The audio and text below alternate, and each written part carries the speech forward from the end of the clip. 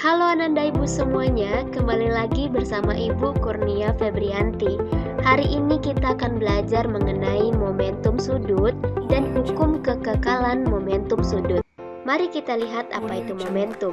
Momentum itu terbagi dua, yaitu pada gerak translasi dan pada gerak rotasi. Momentum pada gerak translasi disebut dengan momentum linear, yaitu ukuran kesukaran untuk memberhentikan benda. Untuk persamaannya adalah P sama dengan M dikali V. M adalah massa benda dan V adalah kecepatan benda. Sekarang adalah momentum pada gerak rotasi. Nah, momentum pada gerak rotasi ini disebut dengan momentum sudut. Momentum sudut itu adalah besaran yang mengukur seberapa sulit untuk menghentikan benda yang berputar. Untuk persamaannya adalah L sama dengan I dikali omega. Nah, untuk lebih memahaminya, mari kita lihat perbandingan pada tabel berikut ini. Nah, Ananda tahu bahwa ada gerak translasi dan gerak rotasi. Nah, perpindahan Ananda tahu lambangnya adalah S. Sementara pada gerak rotasi, perpindahan itu disebut dengan perpindahan sudut. Nah, di sini dengan dilambangkan dengan theta.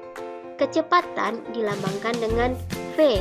Sementara pada gerak rotasi itu adalah kecepatan sudut dilambangkan dengan omega. Percepatan dilambangkan dengan A. Sementara pada gerak rotasi itu percepatan sudut dilambangkan dengan alfa. Gerak translasi pada massa itu dilambangkan M. Nah, sedangkan pada gerak rotasi itu adalah momen inersia yang dilambangkan dengan I. Nah, pada gerak translasi gaya itu dituliskan dengan persamaan F sama dengan M dikali A. Nah, pada gerak rotasi itu ada namanya momen gaya. Nah, Nana masih ingat apa yang disebut dengan gaya kan? Yang menyebabkan suatu benda bergerak adalah gaya, sementara yang menyebabkan benda berrotasi adalah momen gaya. Dengan persamaan torsi sama dengan I dikali alfa. Nah, analoginya di sini massa itu kan sebanding dengan I atau sama dengan I dalam gerak rotasi. Sehingga di sini adalah M, di sini adalah I. Nah, A ini adalah percepatan pada gerak translasi. Pada gerak rotasi, ini adalah percepatan sudut. Nah, pada momentum linear itu analog juga dengan momentum sudut. Jika momentum linear itu dilambangkan dengan P, yaitu P sama dengan M dikali V, yaitu momentum linear adalah perkalian massa benda dan kecepatannya, maka pada momentum sudut pada gerak rotasi, momentum sudut dilambangkan dengan L sama dengan I dikali omega, yang mana massa ini menjadi I di sini menjadi momen inersia dan P adalah kecepatan pada gerak translasi, sementara di gerak rotasi kecepatannya adalah kecepatan sudut dilambangkan dengan omega. Nah, sampai sini paham ya Ananda semuanya? Nah, L sama dengan I dikali omega. Momentum sudut itu satuannya adalah kilogram meter kuadrat per sekon, momen inersia kilogram meter kuadrat, dan kecepatan sudut radian per sekon. Sekarang kita masuk ke materi hukum kekekalan momentum. Nah, pada gerak translasi disebut dengan hukum kekekalan momentum linear. Nah, sekarang kita belajar mengenai hukum kekekalan momentum sudut. Nah, bunyi hukum kekekalan momentum linear itu adalah jika tidak ada gaya luar yang bekerja pada sistem, maka momentum total sebelum sama dengan momentum total setelah tumbukan. Nah, di sini artinya tidak ada gaya luar yang bekerja. Artinya F sama dengan 0.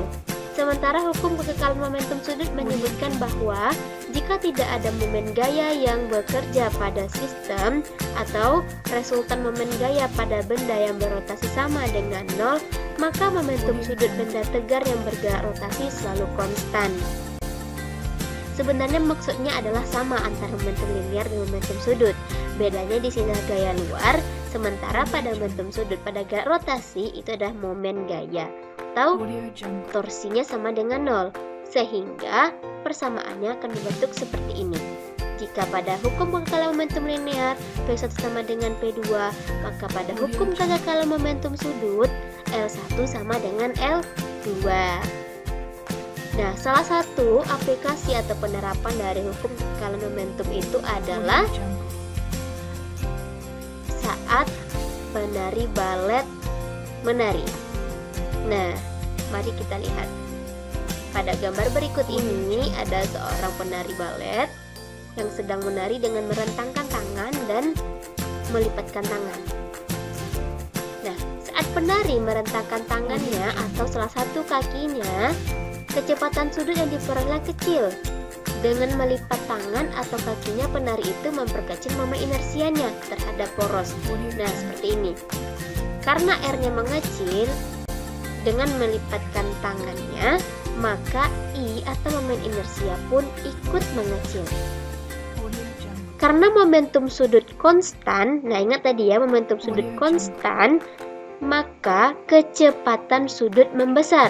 Nah, beda ya, ini momentum sudut itu L, kecepatan sudut itu omeganya membesar, maka sang penari berputar lebih cepat. Nah, itulah kenapa ketika penari balet itu merentangkan tangannya, putarannya lambat, karena momen inersianya besar dan kecepatan sudutnya kecil. Sementara ketika tangannya dilipatkan ke dada atau dikatupkan, putarannya lebih cepat karena kecepatan sudutnya besar dan momen inersianya kecil. Paham sampai sini? Mari kita lihat contoh soal berikut ini. Seorang balerina memiliki momen inersia sebesar 6 kg/m². Ketika kedua tangannya terentang, saat kedua tangannya dilipat ke dada, momen inersianya menjadi 1,5 kg/m². Penari berputar dengan sudut 2,5 radian per sekon saat tangannya terentang. Berapa kecepatan sudut penari saat kedua tangan dilipat ke dada? Maka kita dapat menyelesaikannya dengan menuliskan diketahui terlebih dahulu. Nah, di sini diketahui I1 kita misalkan adalah momen inersia saat tangan terlentang dan I2 adalah momen inersia saat tangan dilipat.